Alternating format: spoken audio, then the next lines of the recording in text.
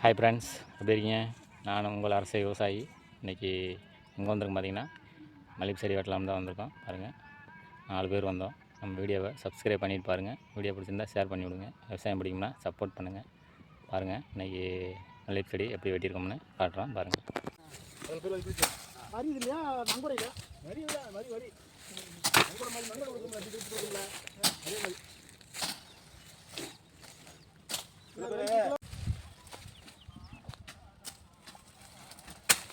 அப்படியே அப்படியே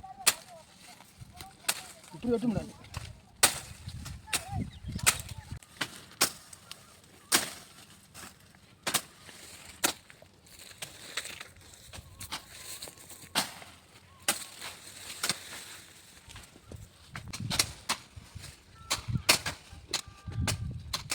இல்லை நாள் வித்தாலே ஏமா வாங்கம்மா